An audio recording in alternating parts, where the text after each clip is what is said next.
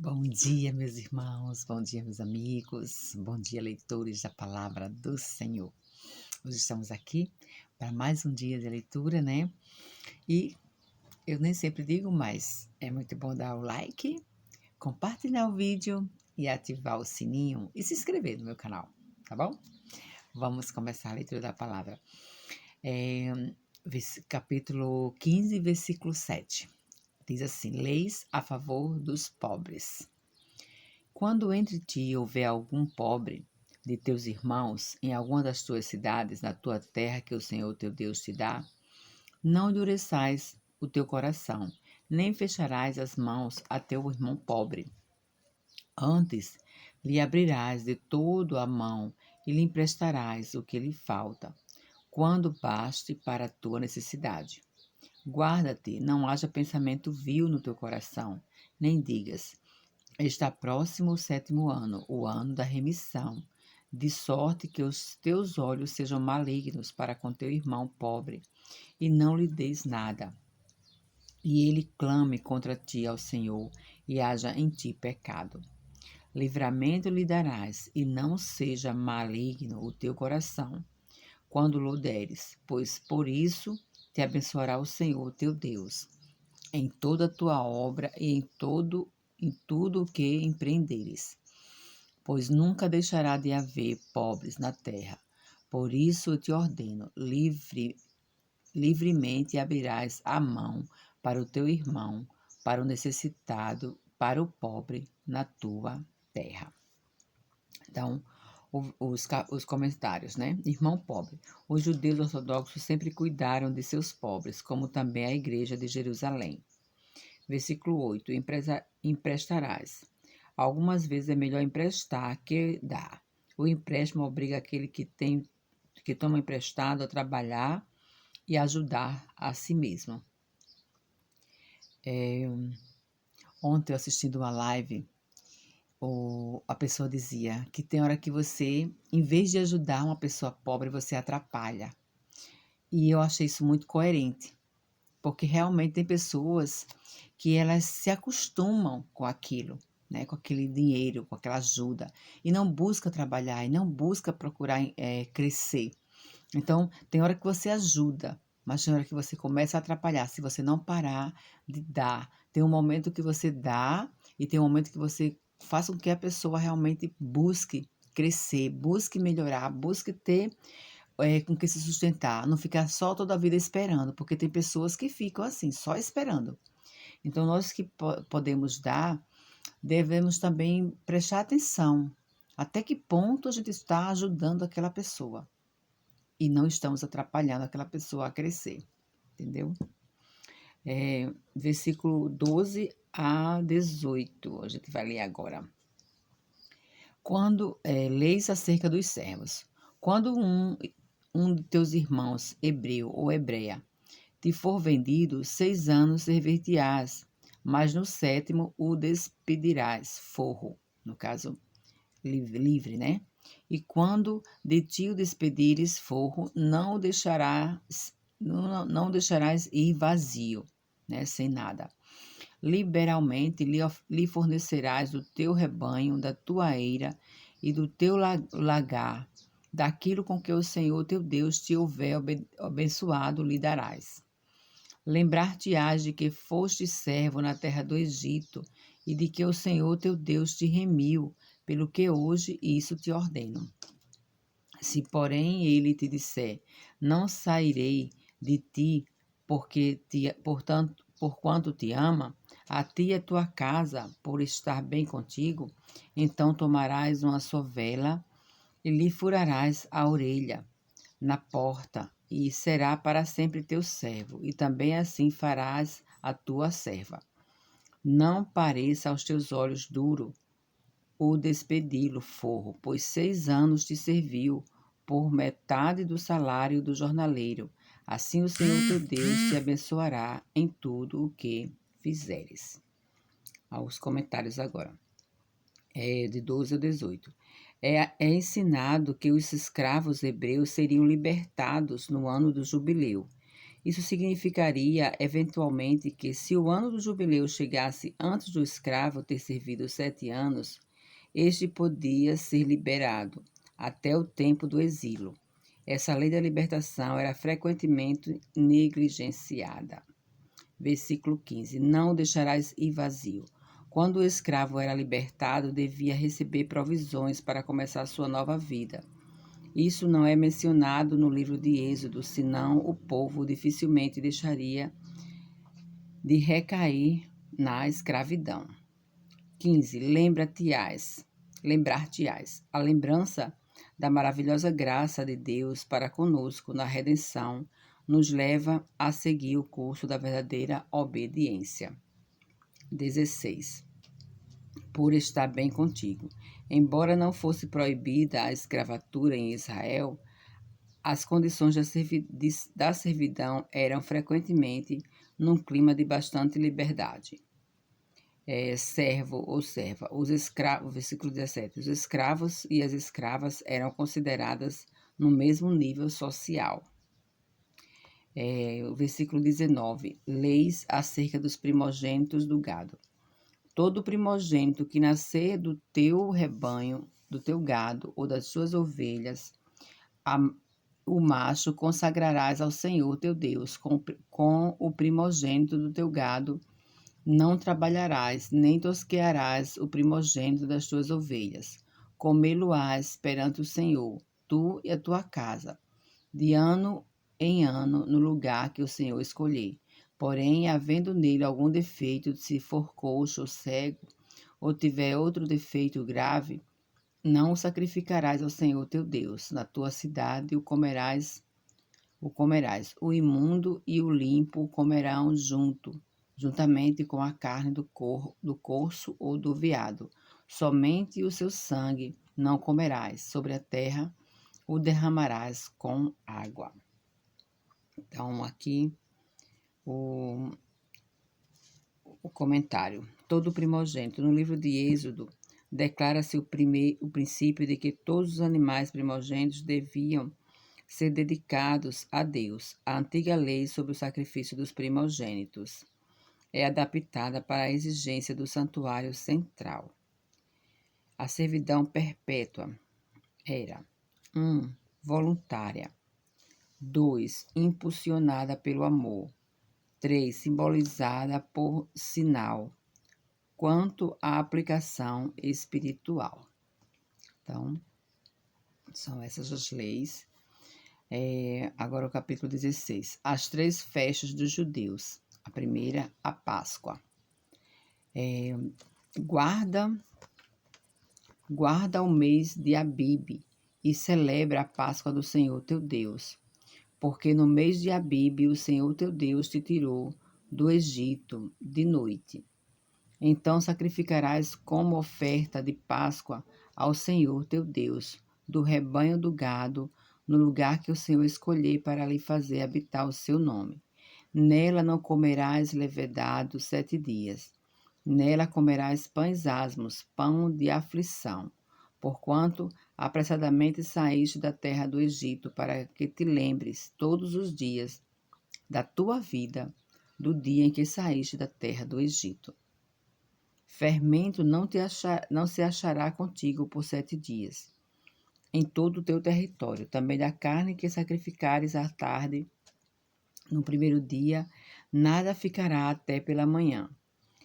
Não poderás sacrificar a Páscoa em nenhuma das tuas cidades que te dá o Senhor teu Deus, senão no lugar que o Senhor teu Deus escolher para fazer habitar o seu nome. Ali sacrificarás a Páscoa à tarde, ao pôr do sol, ao tempo em que saíste do Egito. Então a cozirás e comerás no lugar que o Senhor teu Deus escolher. Sairás pela manhã e voltarás às suas tendas. 6 dias comerás pães asmos, e no 7º dia é solenidade ao Senhor teu Deus. Nenhuma obra farás. Então, aqui a primeira festa, né? Capítulo 16. São dadas instruções sobre as 3 festas anuais. a administração da justiça e sobre a proibição de contato com símbolos pagãos. O verso 9, o Pentecostes. 7 semanas contarás. Quando a foice começar na seara, entrarás a contar as 7 semanas. E celebrarás a festa das semanas ao Senhor teu Deus, com ofertas voluntárias da tua mão, segundo o Senhor teu Deus te houver abençoado. Alegrar-te-ás perante o Senhor teu Deus, tu e o teu filho e a tua filha, o teu servo e a tua serva, e o levita que está dentro da tua cidade, e o estrangeiro e o órfão e a viúva que estão no meio de ti, no lugar que o Senhor teu Deus escolher para ali fazer habitar o seu nome. Lembrar-te-ás de que foste servo no Egito e guardarás esses estatutos e os cumprirás.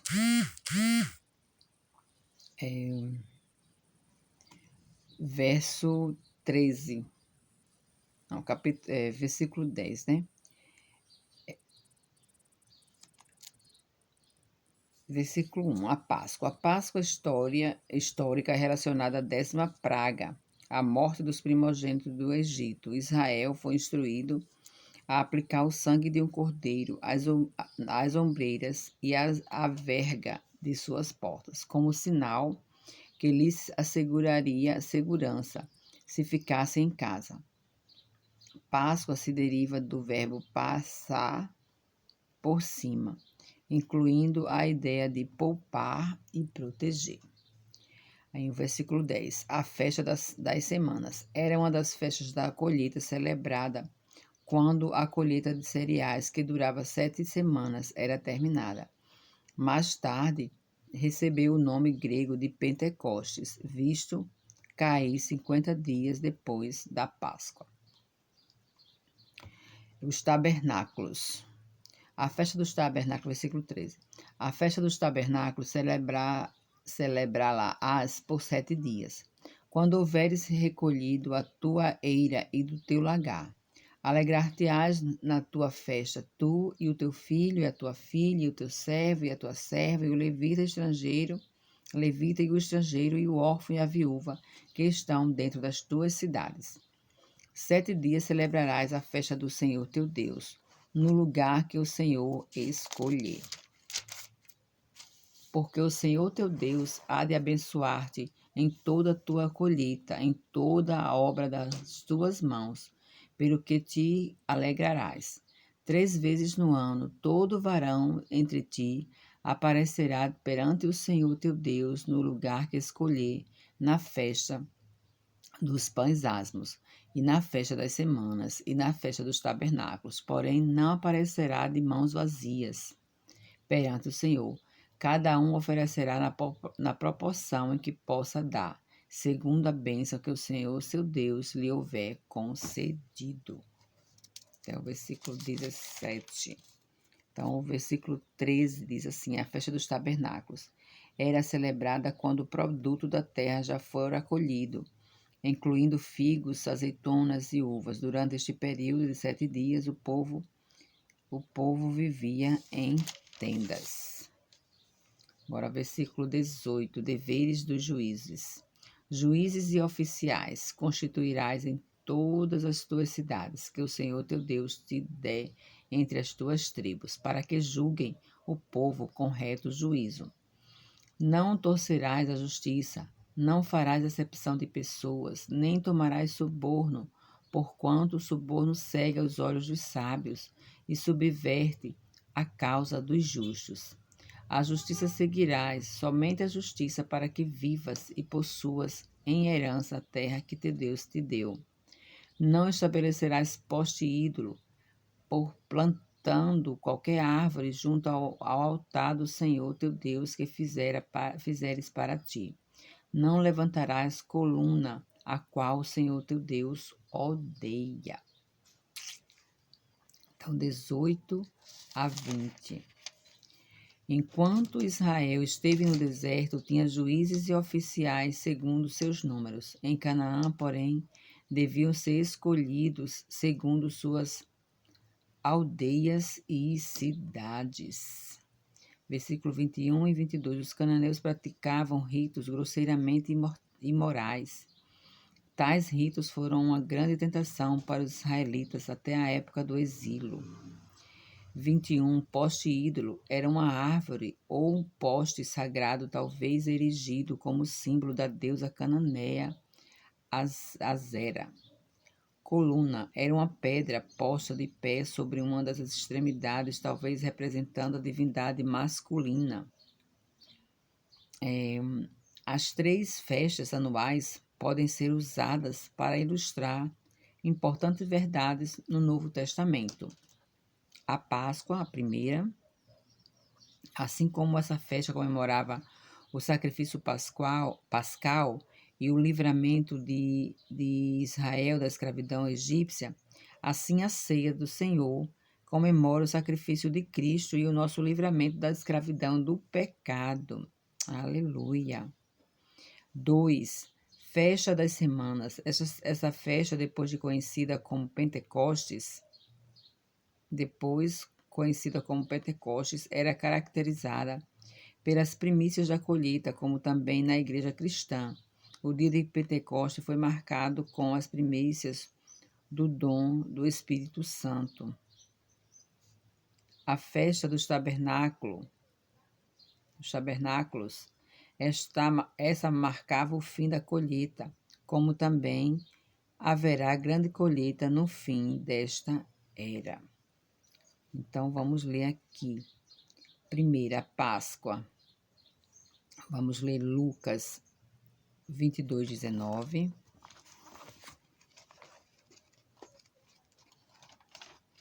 Lucas 22, versículo 19.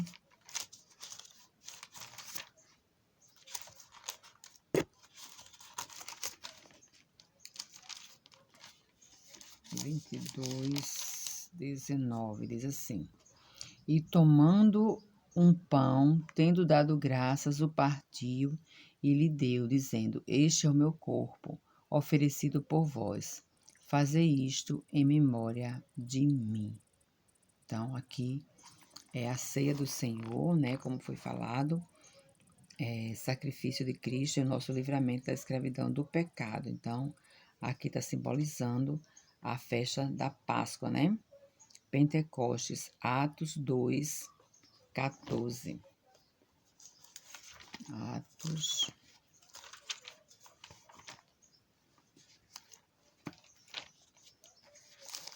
2, 14.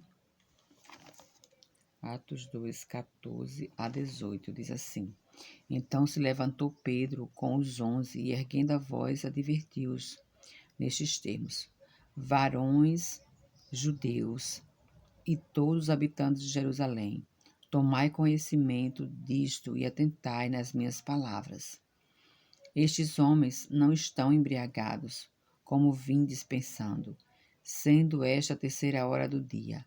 Mas o que ocorre é que foi dito por intermédio do profeta Joel. E acontecerá que nos últimos dias, diz o Senhor, que derramarei do meu espírito sobre toda a carne. Vossos filhos, vossas filhas profetizarão, vossos jovens terão visões e sonharão os vossos velhos. Até sobre os meus servos e sobre as minhas servas derramarei do meu espírito naqueles dias e profetizarão. Então, aqui está falando do dia de Pentecostes, né? O Espírito Santo desceu. A festa dos tabernáculos, haverá grande colheita no fim. Mateus 13, versículo 39 a 41. Mateus 13, 39 a 41. 13, 39 a 41 diz assim: O inimigo que semeou é o diabo, a ceifa é a consumação do século, e os ceifeiros são os anjos. Pois assim como o joio é colhido e lançado ao fogo, assim será na consumação do século. Mandará o Filho do Homem os seus anjos, que ajuntarão do seu reino todos os escândalos e os que praticam a iniquidade, e os lançarão na fornalha acesa. Ali haverá choro e ranger de dentes. Então os justos resplandecerão como o sol, e o reino do seu Pai, e o reino de seu Pai. Quem tem ouvidos para ouvir, ouça. Então aqui está falando da última colheita, né? Também Apocalipse 14:14. Vamos para Apocalipse 14 até o 16. Até o 20.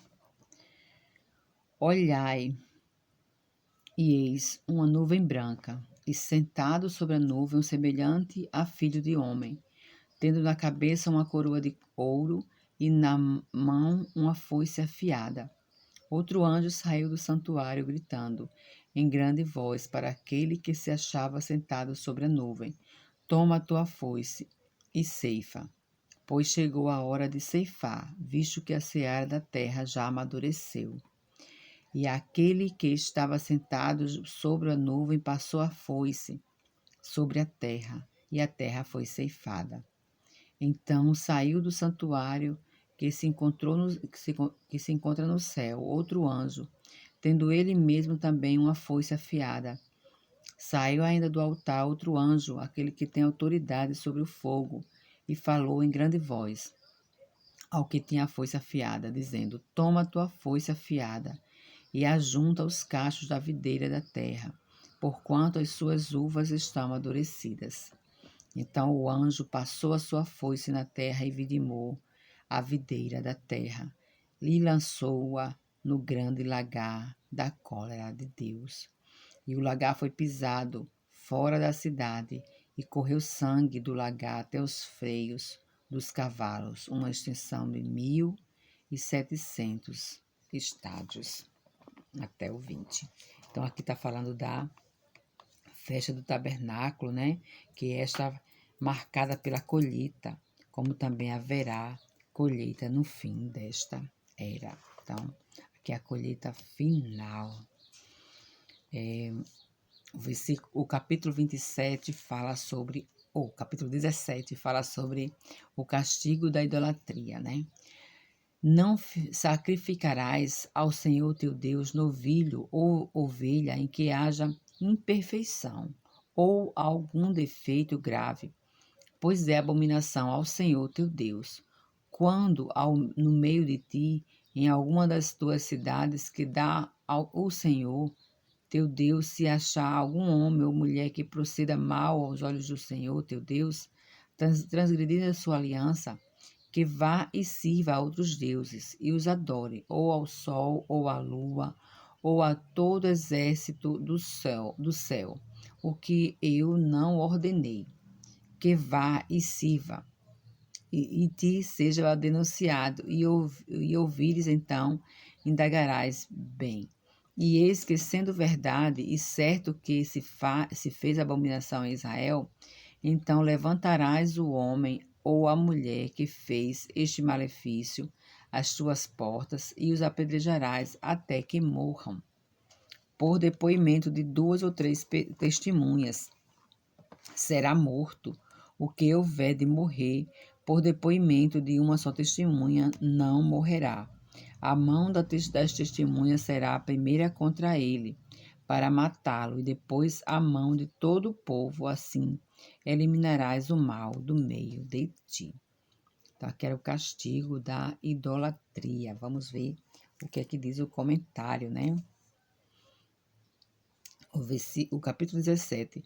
Estas instruções dizem respeito à perfeição dos animais oferecidos a Deus. Os sacrifícios do Antigo Testamento eram tipos de Cristo, o cordeiro sem defeito e sem mácula, né? Então, cordeiro sem mácula simboliza Cristo, é um tipo de Cristo. Versículo 3.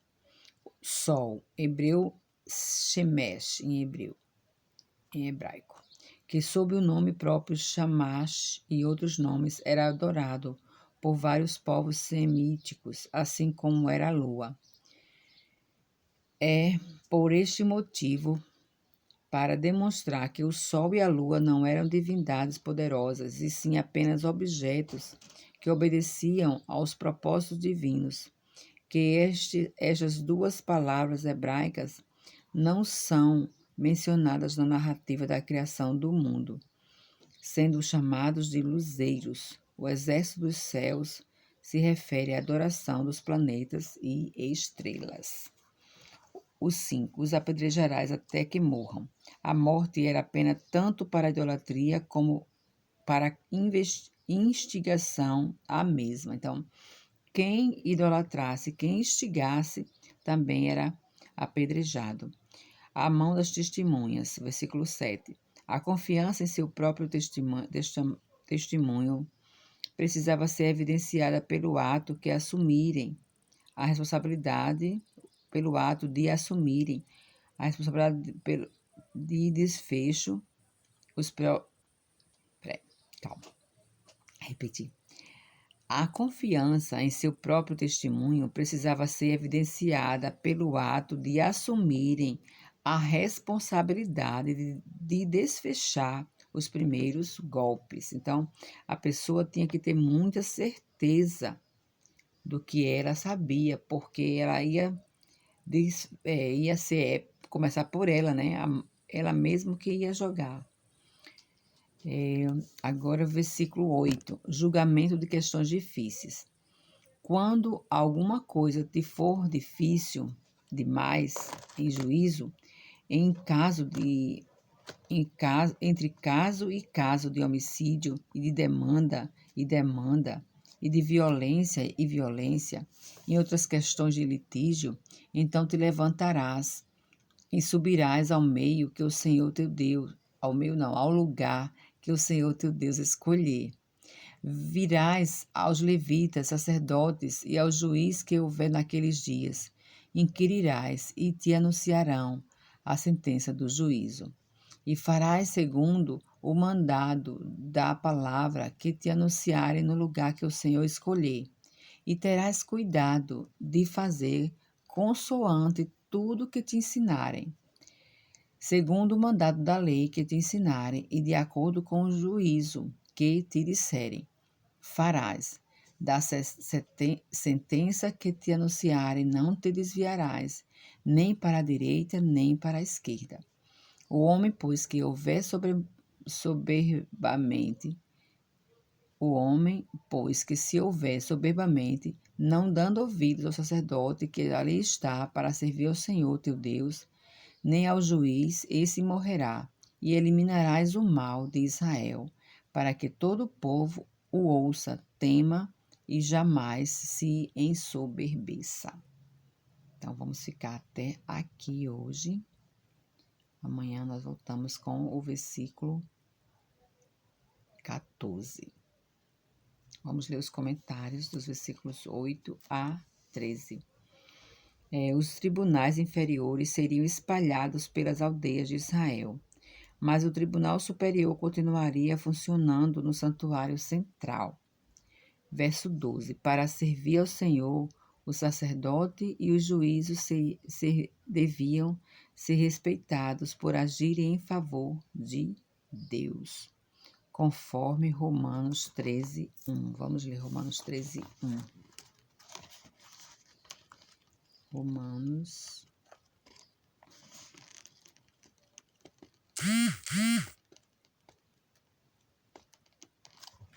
13, 1 diz assim: todo homem esteja sujeito às autoridades superiores, porque não há autoridade que não proceda de Deus, e as autoridades que existem foram por ele instituídas.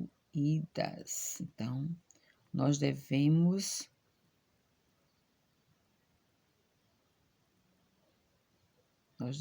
ser sujeitos, né, às autoridades e não desacatá-los, né? Porque toda autoridade foi instituída por Deus. Então, vamos orar neste momento, agradecendo a Deus por mais um dia que Ele nos concede na presença dEle, por mais um dia que Ele nos dá essa oportunidade de ler a palavra do Senhor.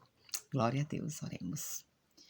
Santo e eterno Deus, Pai querido, Pai amado, muito obrigada, Senhor Deus, pelo teu amor, obrigada pelo teu cuidado, obrigada por Senhor nos amar tanto, Pai, nos deixar tanta coisa maravilhosa para que a gente possa entender a tua palavra, ler, entender e praticá-la, Senhor Deus. Muito obrigada, Pai querido, por tudo, Senhor. Muito obrigada pelo teu amor, pelo dom da vida eterna, Pai. Abençoa cada pessoa que está nesse momento assistindo esse vídeo, Senhor. Que o Senhor esteja com ele, com ela, com essa família, Pai, nesse lar, dando sempre força, Pai, provisão. Que o Senhor chegue, Pai querido, com providências, dando sempre o que é necessário, Pai querido. Em nome de Jesus, Senhor, eu te oro e te agradeço nesta manhã gloriosa de domingo. Em nome de Jesus, amém. Um bom domingo para vocês. Que Deus abençoe e nos guarde sempre. Tchau, tchau.